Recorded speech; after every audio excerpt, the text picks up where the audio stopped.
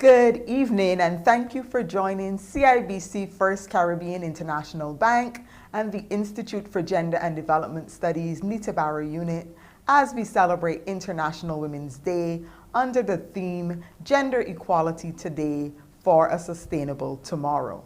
I am Dr. Tonya Haynes, your host for this evening, and I encourage you to submit your comments, queries, and contributions throughout today's conversation.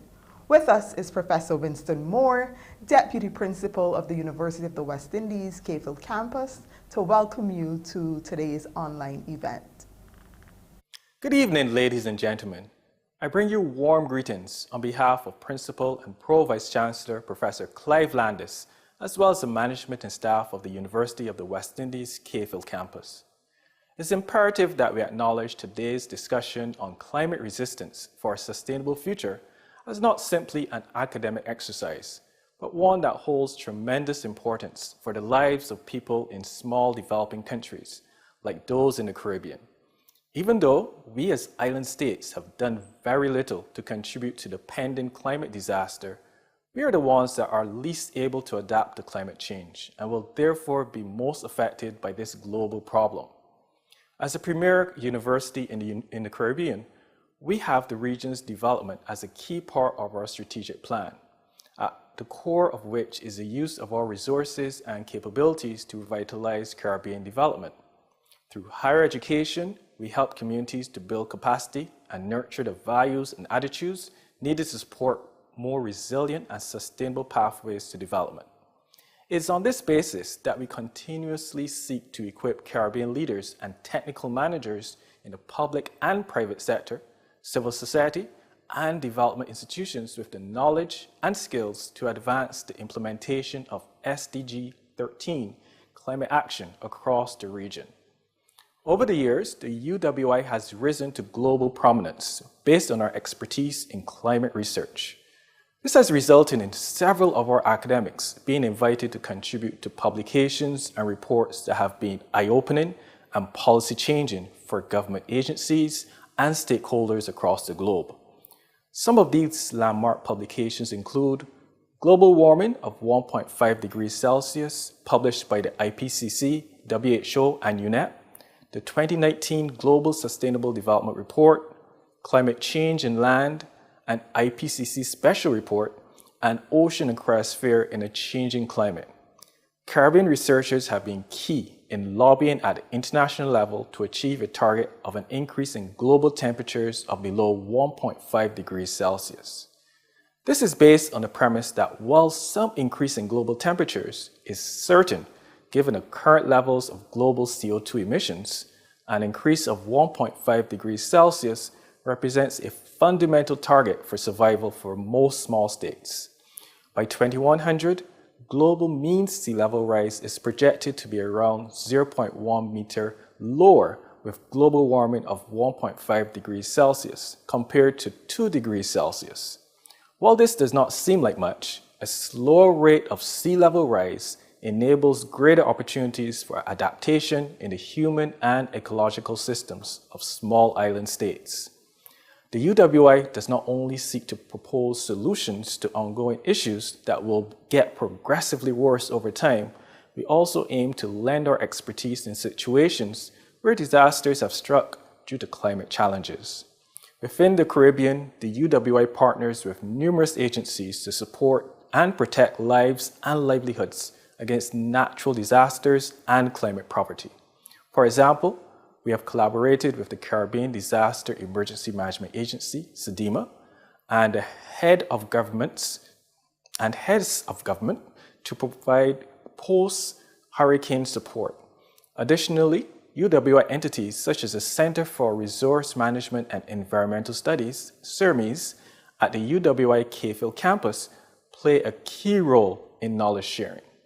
The commendable work done by the centers, institutes, faculties, departments, and academics on climate change of the UWI, even just here at the Keithlin campus, is very extensive and cannot be fully recognized within a short period of time.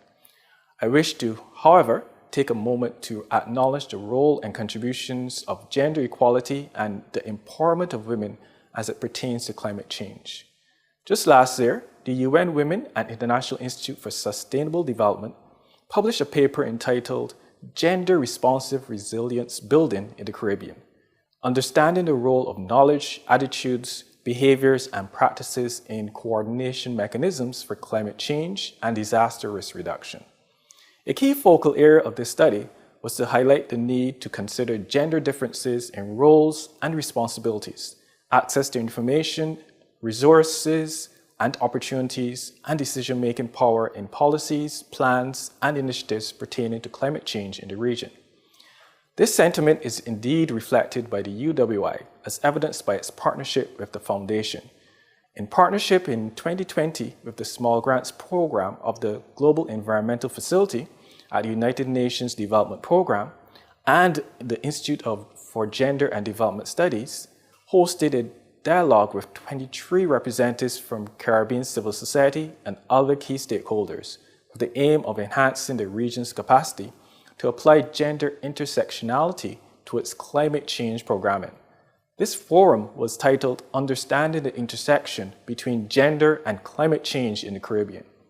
At the heart of these sessions, one thing is understood. As stated by Dr. Leif Dunn and Kimberly Carr-Tobias, gender is a cross-cutting issue in development that impacts many areas of life. If gender issues are not considered, it undermines the effectiveness of policies, programs, and strategies. The invaluable contributions of our speakers present tonight, in addition to their colleagues within their respective fields, are sincerely appreciated by the UWI and the larger Caribbean region, as we recognize that not only do they possess scientific and practical expertise within their fields, but they also bring a fresh and much needed perspective, which can enhance the effectiveness on addressing climate resistance for a sustainable future. I therefore wish to congratulate the organizers of today's event, the Institute for Gender and Development Studies, Nita Barrow Unit, as well as the sponsors for the event, CIBC First Caribbean International Bank. I'm confident that the forum will generate very useful policy advice for the region. Thank you very much. Thank you so much, Deputy Principal, for those critical comments. We'll take a short break, and when we come back, we continue our conversation on gender equality today for a sustainable tomorrow.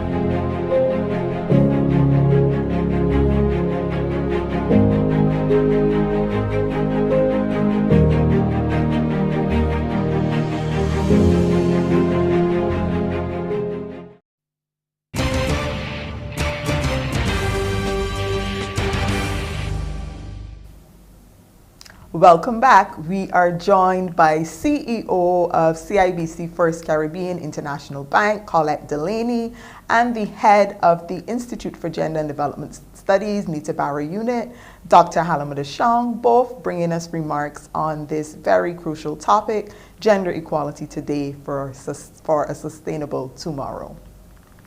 Professor Winston Moore, Deputy Principal, UWI Cave Hill. Dr. Halima Dashong, Senior Lecturer and Head of the Institute for Gender and Development Studies, Nita Barrow Unit. Dr. Tonya Haynes, Lecturer and tonight's Moderator. Panelists, Elizabeth Riley, Chief Executive Officer, Caribbean Disaster Response Agency. Keithlin Caroo, Founder of Helen's Daughters. Ladies and gentlemen, good evening. It's that time again when we shine the spotlight on the phenomenal achievements of our women and girls. International Women's Day has rightly become a day when the world reflects on the work and the worth of women in all spheres of life and endeavour. I'm happy once again to join with our friends at the Institute for Gender and Development, Nita Barrow Unit, to welcome all of you to this event to mark International Women's Day. This evening's event is just one of the many expressions of our partnership with the University of the West Indies under our Memorandum of Understanding, which we renewed for a further 3 years last year. Under the latest MOU, we will again be the largest donor of undergraduate scholarships. We'll also continue to provide funding for postgraduate scholarships, research grants, public lectures, and other programs and activities. Our commitment to the UE is in a real sense a clear demonstration of our commitment to this region and its development. This year's observance of International Women's Day is being held under the theme #BreakTheBias. It's a reminder to always examine our thoughts and actions towards others and to see what is truly driving them. At our bank, I know we've made great strides, but continue to have more to do in ensuring that we foster an inclusive environment through collaboration and teamwork, ensuring that every member of our team rises to their full potential. Indeed, #BreakTheBias is really about respecting diversity and ensuring that we treat everyone with respect, regardless of our real or perceived differences. Before I conclude, I'd like to spare a thought for the thousands of women and girls in the Ukraine and other conflict zones around the world. According to a report published by the research partnership and think tank GSDRC, based at the University of Birmingham, women and girls, many of them already vulnerable and living on the margins of economic and social safety, are further imperiled by armed conflict. It notes that women and girls are affected in fundamentally different ways during conflicts, and the threats facing them are multiplied. They suffer not only from the byproducts of war, but are also targeted as a strategy of war. Rape and sexual violence have been recognized as instruments of war, designed to weaken families and break down the social fabric of communities and societies. Women are also subjected to displacement, disrupted livelihoods, disrupted access to public services, additional workloads within and outside the home, and domestic violence, the report noted.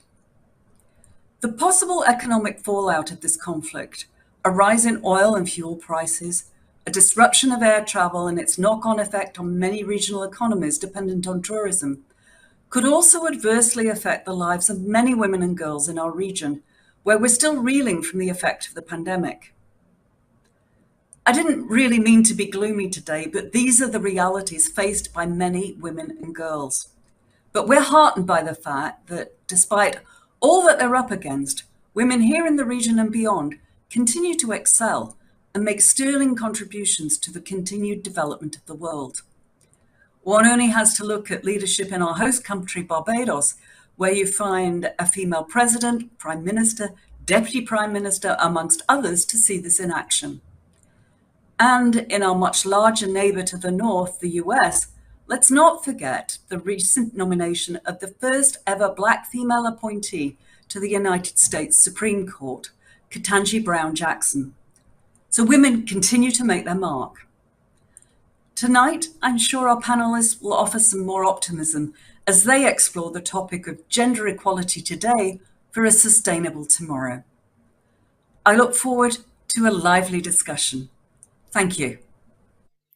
Dr. Tonya Haynes, Chair and Moderator for this evening's conversation, Ms. Colette Delaney, Chief Executive Officer, CIBC First Caribbean International Bank, Professor Winston Moore, Deputy Principal of the University of the West Indies Keithlin Campus, Ms. Elizabeth Riley, Executive Director of CDEMA, Ms. Keithlin Caroo, Founder and President of Helen's Daughters, members of the media, ladies and gentlemen, good evening and happy International Women's Day. International Women's Day has been celebrated annually across the globe since 1911. Today, in Barbados and the wider Caribbean, we honor the knowledges, labor, and care of our foremothers, who have provided us with the tools of analysis and actions for crafting a just Caribbean and a just world. This year, we foreground the contribution of women working across race, ethnicity, and class to secure environmental, economic, climate, and social justice, all of which intersect and are deeply connected to the attainment of gender justice. As Caribbean people, we have all witnessed and experienced the material effects of natural disasters, climate change, and enduring economic precarity. Hurricanes, explosive volcanic eruptions, earthquakes, and rising sea levels, for example, are all felt experiences for us in the region. We have lived with the multiple efforts to mitigate the existential threats these extreme events pose. Our knowledge on how we should exist with nature and the land is drawn from ancestors, from among indigenous communities, Afro and Indo-Caribbean farmers, as well as environmental activists, many of whom are women working across race. Writing about the coloniality of climate in our region, Mimi Sheller links the immediacy of natural disasters and ecological crises to what she calls, and I quote, a long history of slow violence or slow disaster that includes colonialism, genocide of indigenous peoples, slavery and the plantation systems, indenture and other abuses of labor, ecological destruction, and resource extraction, end of quote. Sheller connects this history to questions of post-disaster recovery today, which are increasingly carried out in the context of climate change. The focus on resilience and sustainability emerging from these histories must account for the differential and uneven impact of multiple crises on women, as well as women's leadership, labor, and care in confronting said crises. We welcome this evening's conversation focused on this year's theme, Gender Equality Today for a Sustainable Tomorrow, as an opportunity for us to examine how existing gender inequalities are in fact amplified in the face of extreme climate events, ongoing economic precarity, and as we grapple with the debilitating shifts in social arrangements occasioned by a global health crisis. This year, we are delighted to be partnering again with our sponsors, CIBC First Caribbean International Bank, for another installment of the Institute for Gender and Development Studies, Nita Barrow Unit's International Women's Day Distinguished Lecture Series. CIBC First Caribbean remains an extremely valued collaborator, and so we wish to publicly recognize your dedication to the advancement of women across all levels of society. Over the many years of our relationship, we continue to welcome your openness to exploring key concerns in service of the advancement of women. Thank you for staying with us for yet another year, and we look forward to deepening our partnership for a long time to come. We are indeed privileged to have Elizabeth Riley, the Executive Director of CDEMA, and Keithlin Caroo, the founder and president of Helen's Daughters, in a conversation moderated by Dr. Tonya Haynes, given their expansive expertise and experience in addressing questions central to this year's International Women's Day theme. CDEMA's leadership in the Caribbean and disaster risk resilience has been invaluable in bolstering our capacity to thrive beyond the devastation of extreme weather events. And of course, we cannot emphasize enough just how central young women's leadership remains in crafting and implementing actions to secure sustainable economic, climate, and gender justice. It is for this reason we are privileged to have both Ms. Riley and Ms. Caroo in dialogue with Dr. Haynes. To our online and television audience, we welcome you to what is anticipated to be a critical and thoughtful exchange on this year's International Women's Day theme. Thank you for joining us, and we look forward to a most generative conversation. Thank you, CEO Delaney of CIBC First Caribbean International Bank, for your very trenchant comments. And thanks as well to Dr. Helen, head of the Institute for Gender and Development Studies, Nita Barrow Unit. Now, we cannot imagine sustainable futures without artists at the center. Right after the break, we will be joined by Vibistry, Barbados' only all-women group, led by Guynon People's Choice Award winner, Musician of the Year for 2019, Juanita Clark. This group boasts the vocals of Doronda Smith, Nerissa Lynch, and Shakara Straker, and the incomparable musicianship of Ashley Tang and Shania Brathwaite. Vibistry after the break.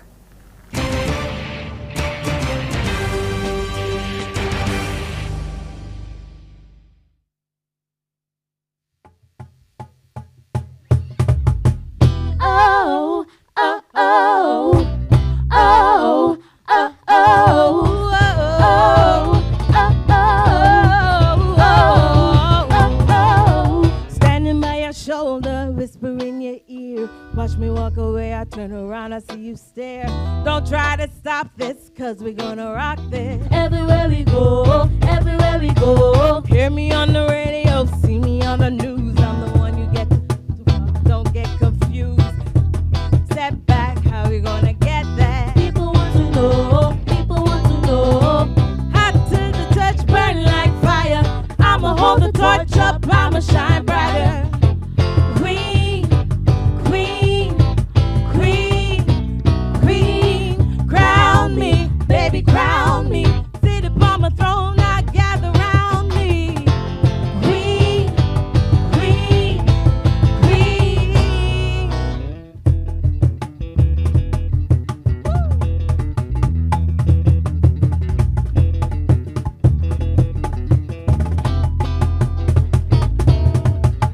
Checkmate, you got no resistance. Hear my anthem, gladiator woman. Baby, I'm a champion, march to my anthem. Everywhere we go, everywhere we go. She can do it all, yeah, yeah, yeah, she got this. Won't settle for less, man, don't you forget this. She's royal, gotta stay loyal. People want to know, people want to know. Hot to the touch, burn like fire. I'ma hold the torch up, I'ma shine brighter.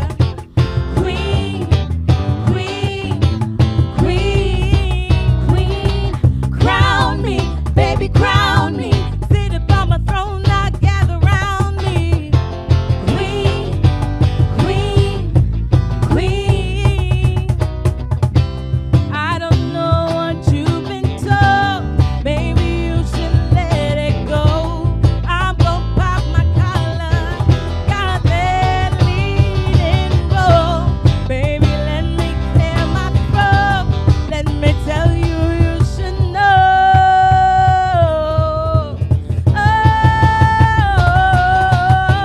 Hot to the touch, burn like fire. I'ma hold the torch up, I'ma shine brighter. Queen, queen, queen, queen, crown me, baby, crown me. Sit upon my throne, I gather round me. Queen, queen, queen. Oh, oh, oh. Baby, you're a queen. Oh, you gotta walk like a queen. Oh, you gotta talk like a queen. Oh, you gotta live like a queen. Oh, sit your crown like a queen. Baby, you're a queen. Baby, you're a queen.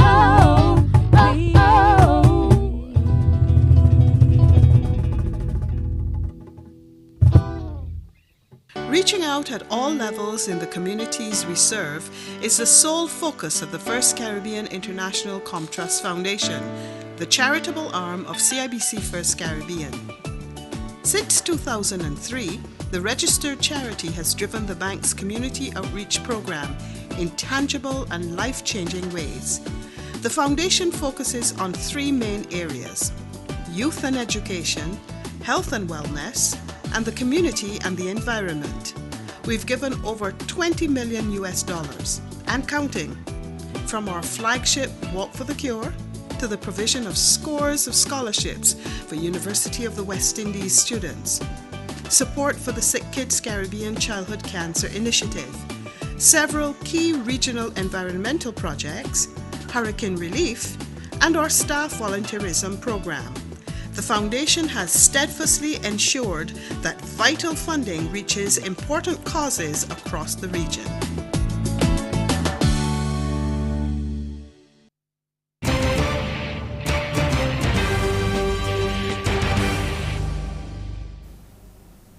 Welcome back to our International Women's Day conversation, Gender Equality Today for a Sustainable Tomorrow. This evening we have two phenomenal guests, two phenomenal Caribbean women, and this is just a sheer pleasure to have them both in dialogue with us at the Nita Barrow Unit, but also in dialogue with each other. Joining me is Ms. Elizabeth Riley, the Executive Director of the Caribbean Disaster Emergency Management Agency, and the first woman to hold that post. Ms. Riley is a committed regionalist of over 22 years experience in the areas of disaster risk management at regional and international levels and in environmental management. Welcome, Ms. Elizabeth Riley of CDEMA.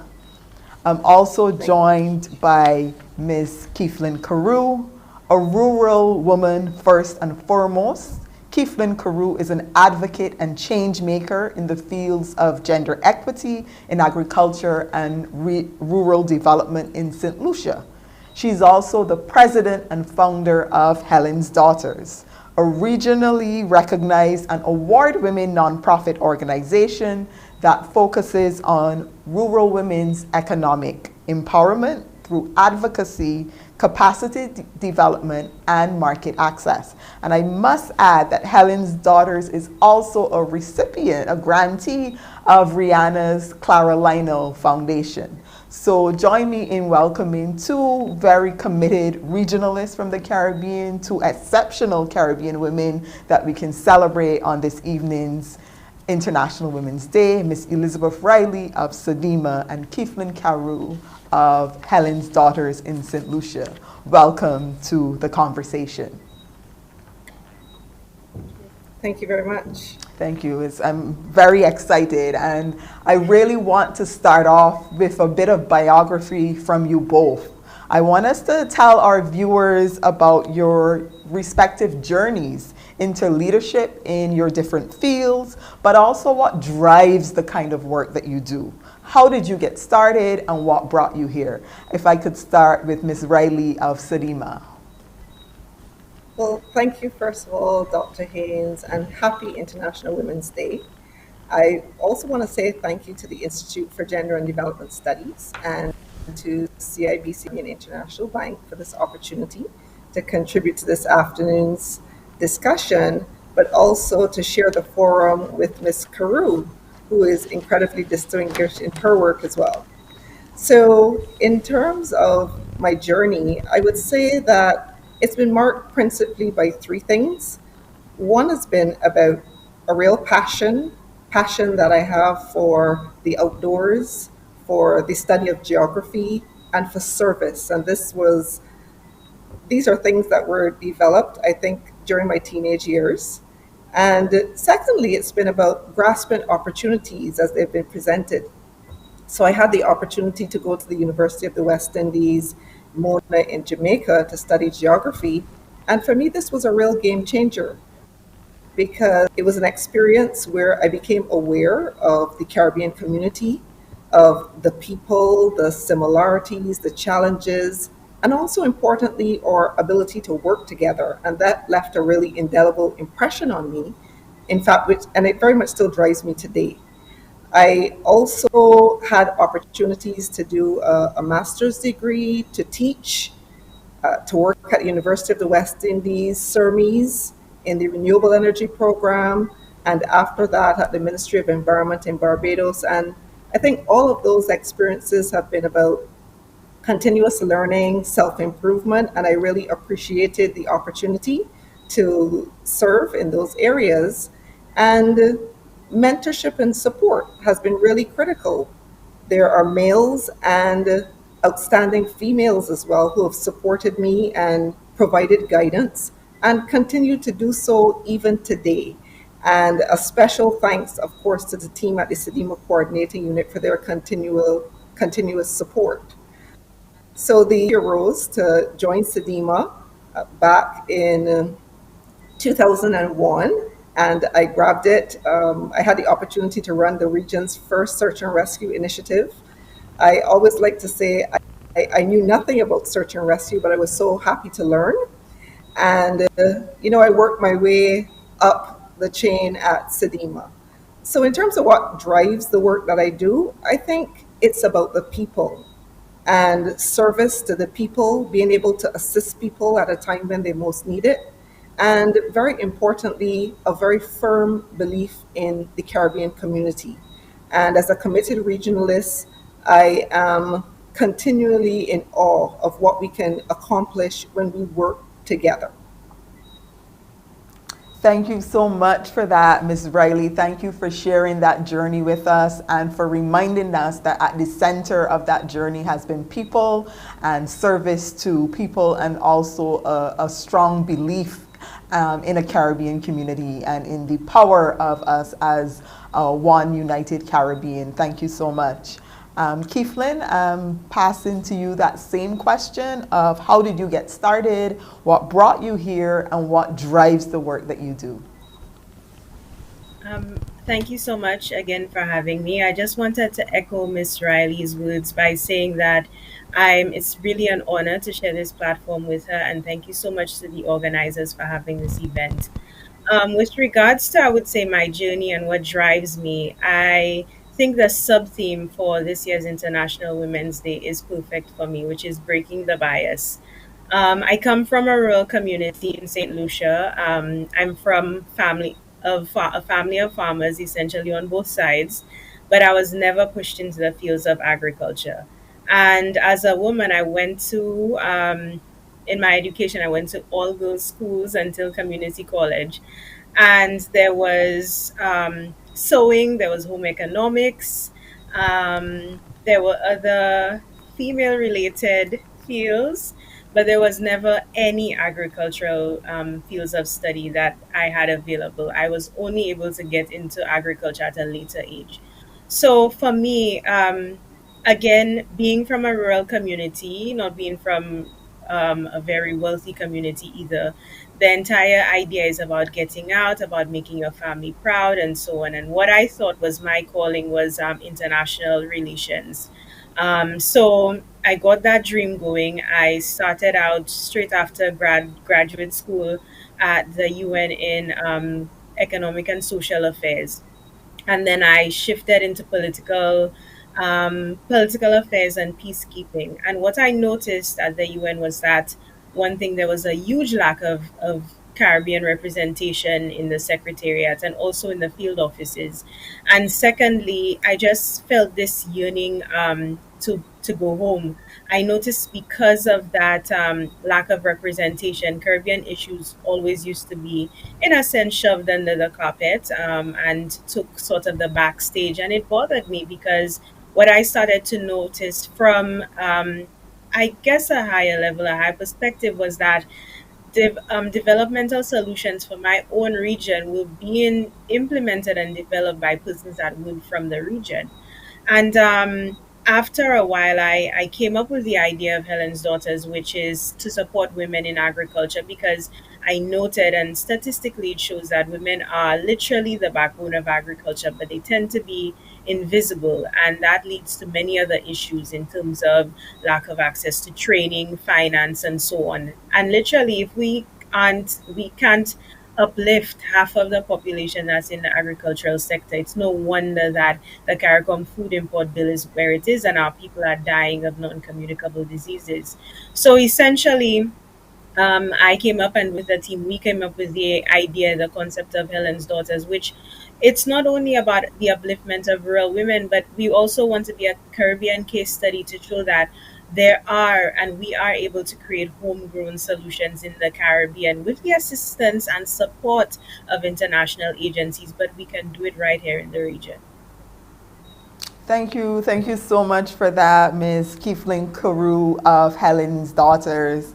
And, you know, for me, what was so striking about your journey, as you said, you know, coming from a rural part of St. Lucia, from a family of farmers, but not being encouraged to go into farming, and the idea being that you should get out, right? That you should leave, you should go away, that is where success lies. And we saw you very successful in terms of the incredible work that Helen's Daughters is doing. So if I could throw back to you a follow-up question about what for you is the highlight so far of your journey with Helen's Daughters? What is the one thing that you are most proud of on this journey with this phenomenal organization that is already quite award-winning and has made quite a name for itself? Thank you so much for that, Dr. Haynes. There are quite a few that I'm proud of, but I would say most recently, Well, literally when the pandemic hit, for everyone, obviously, as a tourism dependent nation, everyone was shaken. But for us, it presented an opportunity, particularly for agriculture. And during our training programs, we pivoted because normally we would do in person training programs. So we pivoted to the virtual sphere. And what I noticed was that when we were able to attract women, 30 to 40 women, and the typical ages were about 45 to 65 years of age. This time around with the virtual learning, we attracted women, 60% of them were under the age of 35. And what was interesting was that about half of those women were laid off from tourism related jobs. A year later, in our evaluation and impact summaries and so on, we've noted that 40% of those women now didn't go back into the tourism sector but are full time in agriculture.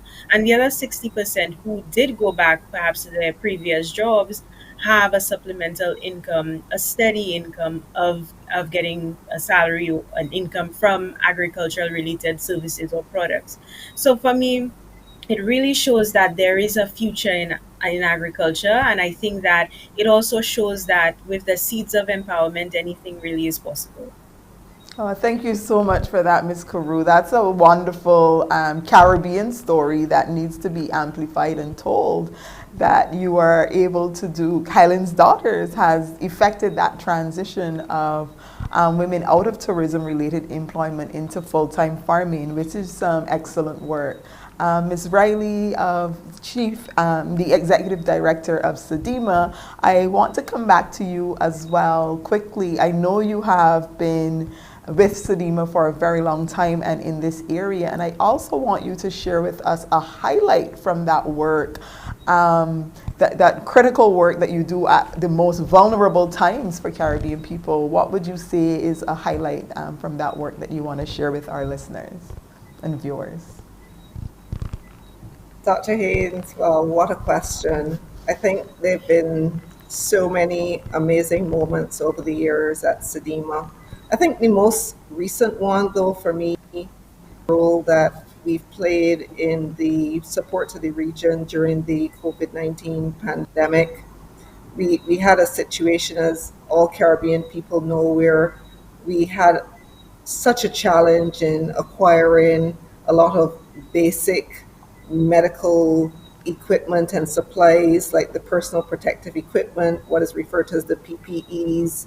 And when our political directors were negotiating at the international level, trying to find a space for CARICOM states to be able to access some of these items, one of the things that we recognized is that we were able to get access, but they would come into the region in bulk.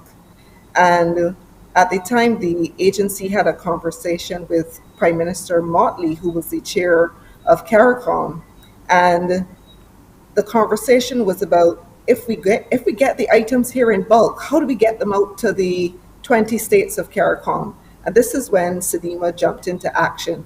We always had a program in the area of logistics, but we really pushed the envelope with the setup of a logistics hub just in the space of a few short weeks, with support, financial support from Global Affairs Canada, and excellent support from the government of Barbados.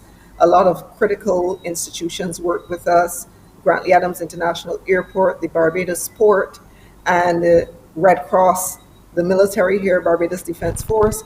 And we were able to set up a hub that was located both at the Grantley Adams International Airport to receive those supplies via air, and at the Bridgetown Port as well to receive supplies via sea. When they came in bulk, we were able to break them down with the support of volunteers and to leverage partnerships, really, to push those items back out to the 20 states. So that's a moment that we're really proud of at the coordinating unit. And there's going to be a legacy component because we're working towards having a permanent arrangement like that in Barbados. Oh, thank you so much for that. You know, your role in the region is so key, and it may, you know, touching all of our lives in very phenomenal ways that we may not mention. And we will be right back with some more questions for Ms. Keithlin Caroo of Helen's Daughters and Ms. Elizabeth Riley of CDEMA right after our break.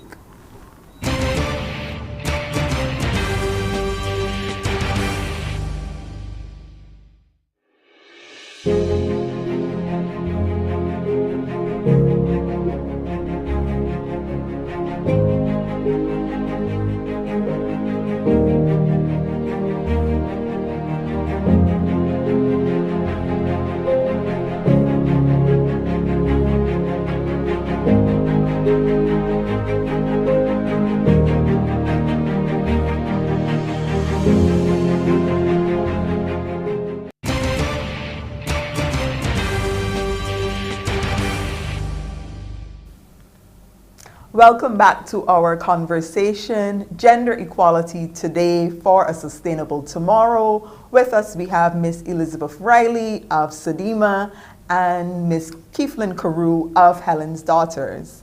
And picking up on something that you said, Ms. Riley, that globally there is recognition of Caribbean leadership and activism on climate change. In particular, we can single out our own Prime Minister, the Honorable Mia Motley. At the same time, there is the international response to following through on the urgent action, and also the financing needed to address climate change has been, I would say, completely shameful.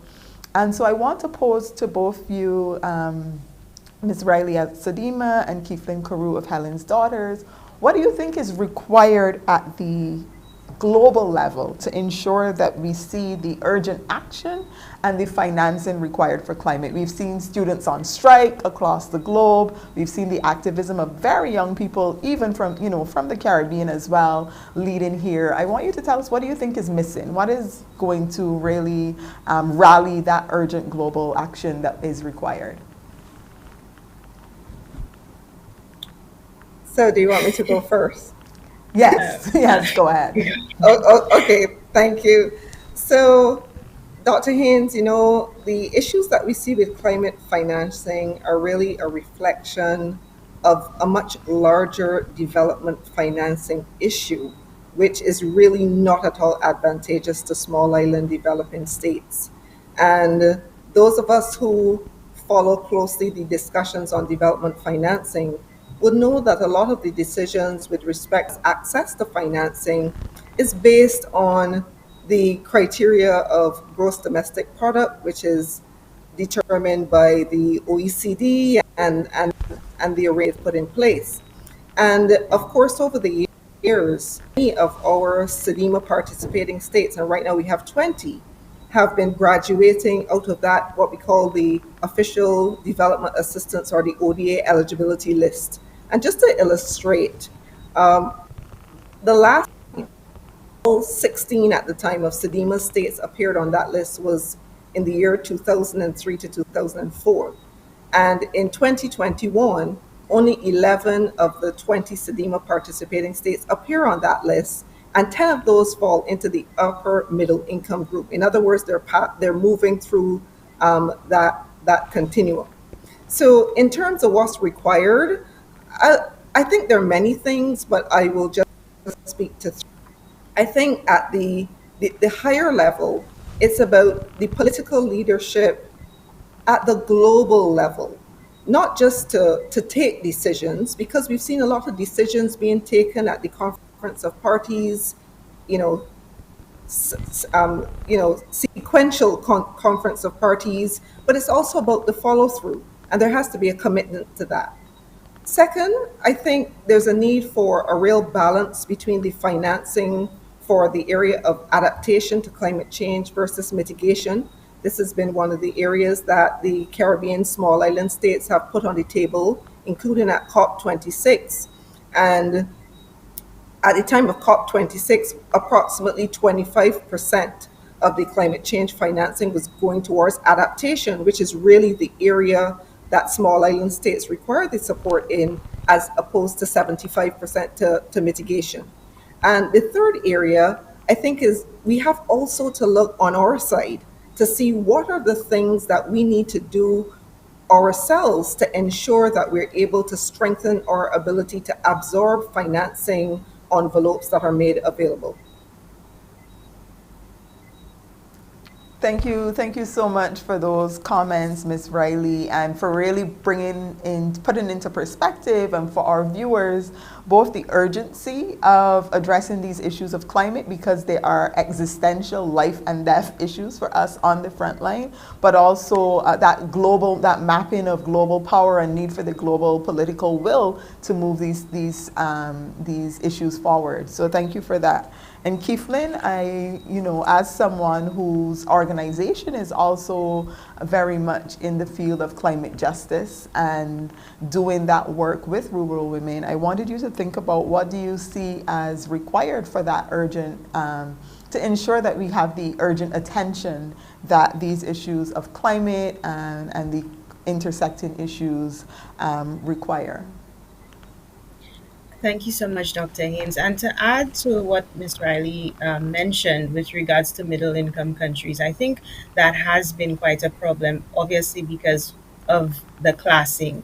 But I would add that I think as Caribbean nations, we do not work as a collective and we do not try to gain enough lobbying power, not only through Caribbean and Latin American states, but obviously the African Union, for example, that could be a huge regional bloc for them to lobby on our behalf.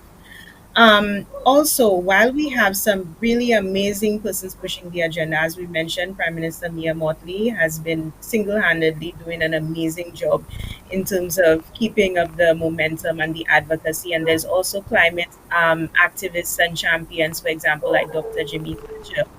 But I think advocacy around the issue is that we have a lot of climate activists in the Caribbean, but there is not some type of stage for them.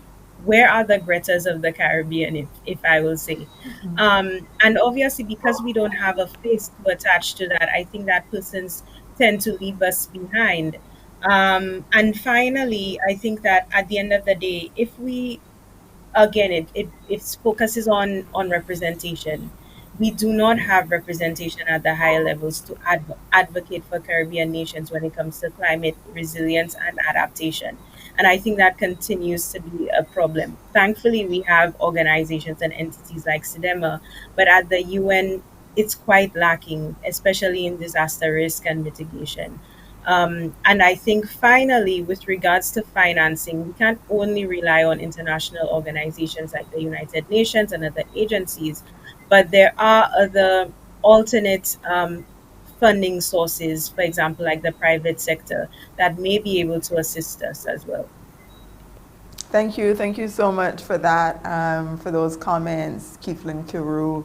And as you mentioned, the issue of financing, I do have to congratulate you again on being one of those grantees from Rihanna's Clara Lionel Foundation in the area specifically of climate justice, $15 million in all Rihanna had pledged towards climate justice. So thank you for that. I do want us to shift gears a little bit and bring gender to the fore and talk a bit about and explain to our viewers why climate change is a gender issue.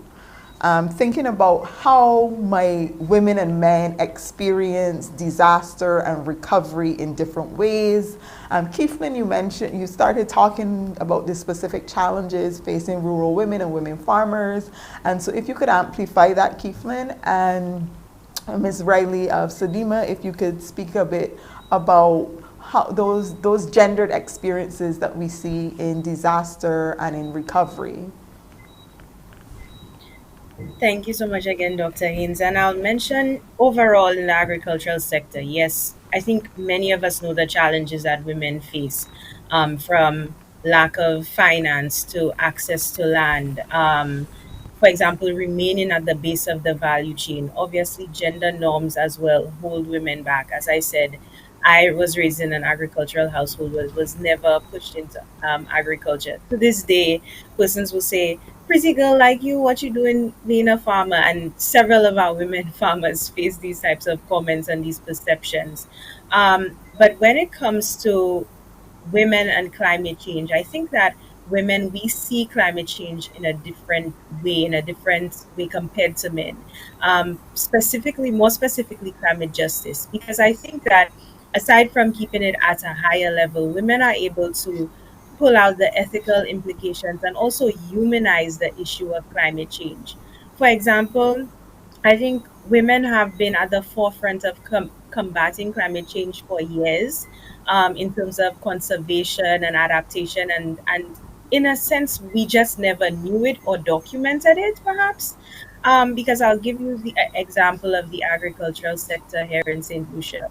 For decades, our main source of income was the banana economy. Men were in large scale bananas, destroying our soil health and so on. Whereas women, for sustenance, were actually intercropping and adding positive benefits to our soil health.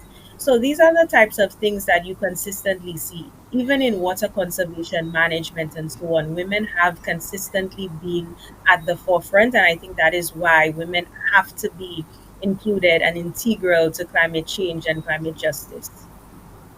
Thank you so much for that, Ms. Caroo. Really excellent analysis of both the challenges that women face, but also the leadership of women, of rural women, of women farmers, their leadership in the area of sustainability. Ms. Riley? Thank you, Dr. Haynes. And I want to start by linking the conversation on climate change with the discussion on natural disasters.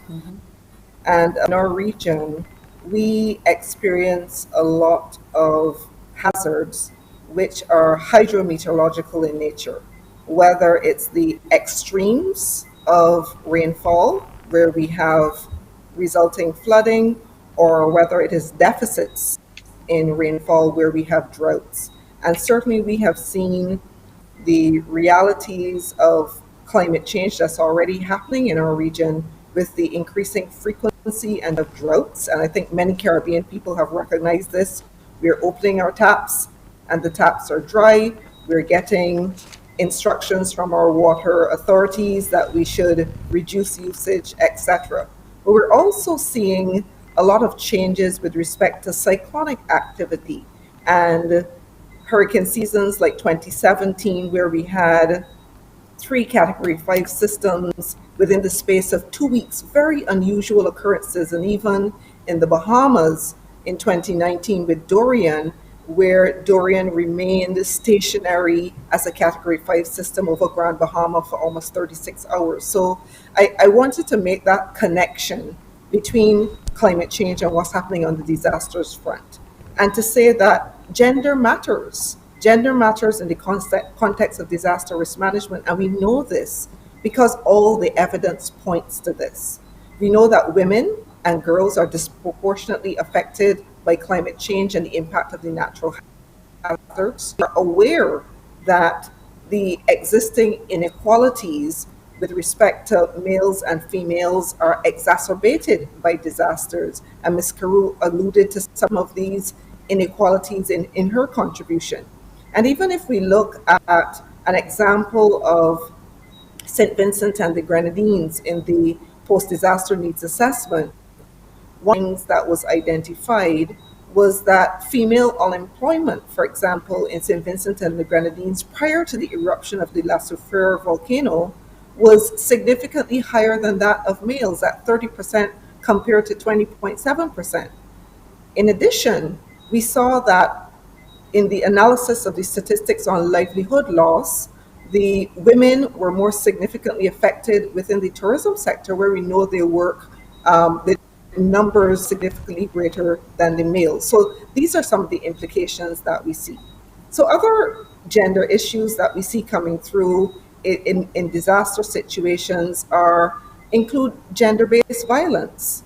And we know that women or girls are often more exposed to gender-based violence. And certainly in the report from St. Vincent and the Grenadines after La Soufrière, for example, we knew that girls and women were more at risk. And in fact, in the instances where there were reported cases of gender-based violence within the shelters in the aftermath of the eruption, in all cases, those victims were women.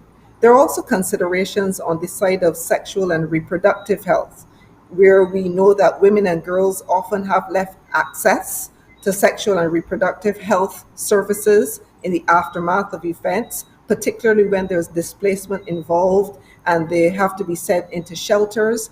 And then just to touch very quickly on the issue of recovery, and this is an area that's really very close to CDEMA, because just last year in December, we launched our Caribbean Resilient Recovery Facility and are fully integrating recovery as a part of our programming for the first time.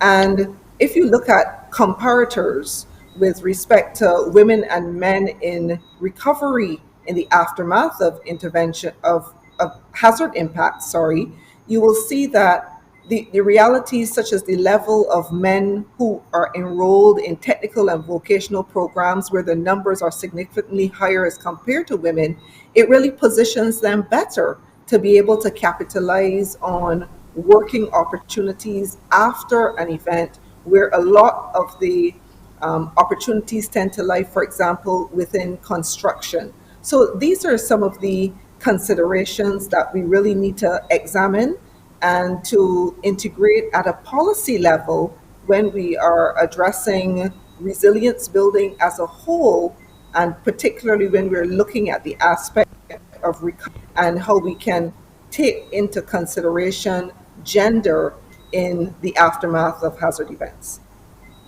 Thank you so much for that, Ms. Briley. I think we always have to keep repeating why gender matters and to sharing that analysis, particularly that connection between climate change and disaster, and also where women and men are located within there. So thank you for that. And we will take a short break and we will be back with our conversation, Gender Equality Today for a Sustainable Tomorrow.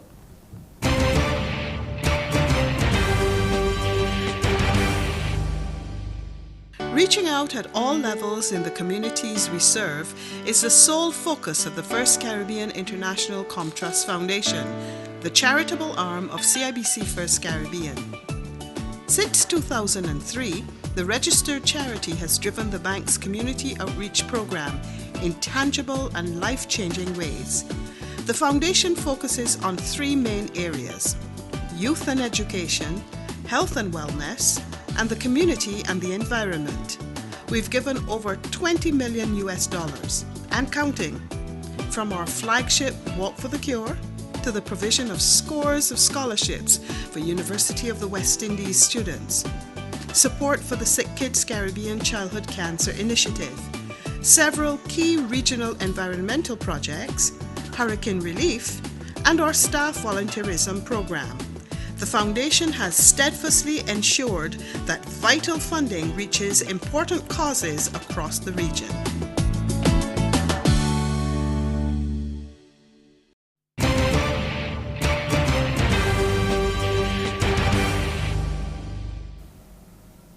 And we're back with Ms. Elizabeth Riley, Executive Director of the Caribbean Disaster Emergency Management Agency, CDEMA, and Keithlin Caroo of Helen's Daughters in St. Lucia. And we are on the topic of gender equality today for a sustainable tomorrow. And my question for you here is, I want us to do a little bit of visioning. What is your vision for a sustainable future, a sustainable Caribbean future? What does it look like, and how do we get there? And I feel like, given everything that you've said before, my follow-up question about how optimistic you are about the future, I think I already know the answer to that, but I'd love to hear from both of you, and we can start with Ms. Keithlin Caroo of Helen's Daughters. Thank you so much, Dr. Haynes. I think with this panel alone, even seeing the visionary leadership of Miss Riley, and also with the Nita Barrow Unit as well, who's doing some really amazing work in terms of gender studies and development.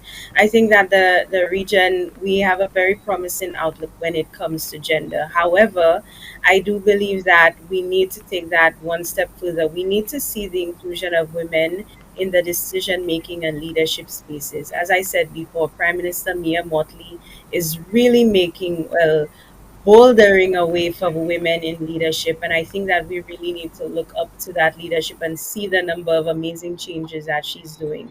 But with regards to a sustainable Caribbean, of course, I think that one of the main things before anything else is that I'd really like to see a region that is more interconnected, that is not differentiated by our borders, because I think that has been historically a problem for very, very, very long. And furthermore, I believe that this Caribbean region, our Caribbean region, is a sandbox for really creative and innovative solutions, particularly in the areas of renewable energy, agriculture, and climate change, adaptation, and resilience. So I really want to see a lot more innovation and again, those innovative solutions put in the forefront and advocated on, because I think that we really do have a promising future. Thank you so much. And Ms. Riley of CDEMA? Dr. Haynes, I fully support everything Ms. Caroo said, and I am such a committed regionalist that I do think that the future of the Caribbean is us working together. Another component of that vision is really linked to the work that I do, because building resilience to the multiple hazards that we have in this region is really foundation to how we're going to go forward as a region and individually as states. And as I mentioned earlier, the complexity that we're seeing affect the hazards in the region. The hazards are changing, and not just on it's not just about the climate change. The climate change is absolutely critical, but it's about the interactions between those hazards that are climate related and those that are not. So if you look at a scenario like St. Vincent and the Grenadines, I just want to pick that again because it's such a classic example where you had a dengue outbreak occurring and simultaneously a COVID-19 wave happening. And then the volcano transitioned from an effusive to an explosive state in April. And very soon after that, just a few weeks after that, as the explosions were still happening with the volcano, there was a severe weather event which resulted in flooding, lahars, and Hurricane Elsa just about a month and a half later. So the point I'm making is that building resilience to hazards has to be foundational and fundamental to the vision for the region going forward. And we worked on this after 2017 with a number of our partners to sort of look at what does that look like. And there were 5 areas that were identified, looking at social protection.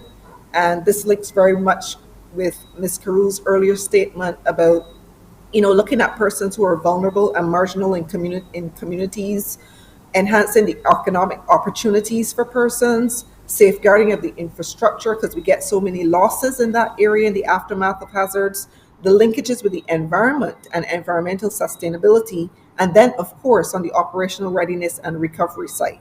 So what else like? I think it's about really leveraging the excellent work that's done in the region by scientists, and we have an amazing group of climate scientists in the region just within the University of the West Indies, both at Keithlin and at Mona. And they have phenomenal work in really bringing a better understanding as to what climate change is going to mean for this region. When do we expect it? How do we expect it? But it's really about now connecting the work that they've done into the practical application and decision making at the sectoral level, at the community level as well. And I also agree with Ms. Caroo that we have to look at homegrown solutions. And even in the area of early warning systems, we have excellent work that's being done by is on the hydrometeorological side, like the Caribbean Institute for Meteorology and Hydrology. We haven't highlighted a lot the work of excellent institutions like the Seismic Research Center of the University of the West Indies. The mere fact that we had that explosion in St. Vincent and there was no loss of life, I think we don't celebrate that enough. And that was really fully attributed to the brilliant work done by the volcanologists and seismologists of the Seismic Research Center. And we have to recognize those things. I also think that technology has to be a piece of that future. Digital transformation is an important space for investment for the region as well. And Ms. Caroo already spoke to the gender component, so I don't need to repeat that. Thank you so much for that. Thank you both for those very bold visions of a sustainable Caribbean future. But as the committed regionalist that you are, you not just have the vision, but you are also putting in the work and reminding us to celebrate our wins and to celebrate ourselves as Caribbean people. And here to help us do that, I want to invite Vibestry, Barbados' only all-women musical group, back to join us. Yeah, ball in a life, man. Go on with it, me go on with it.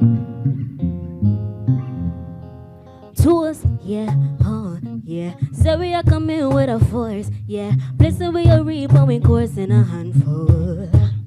When I rise and boast, yeah, we give thanks like we needed the most. We have to give thanks like we really supposed to be thankful. Blessings all for my life and me thank God for the journey. The earnings are just for the plus. Yeah, gratitude is a must. Yeah, me say blessings fall for my right hand. Bust a toast for the friends, but take off every load. One time them sit down in a class and me board tell all this to the road and me go on with the road. Me say make me try a thing, and you know if I'm that to be a fire thing. Now I'm on stage with the chronic science thing. Yeah, you see me argue this won't get the iron ring like Ella Prata. Had to shout ya, saw your poster, spectacular photo. Keep it burning, yes that's the motto. If me the boat you pass through and shout you can't ball in a life, man. Me have to give time for the journey. The earnings are just for the plus.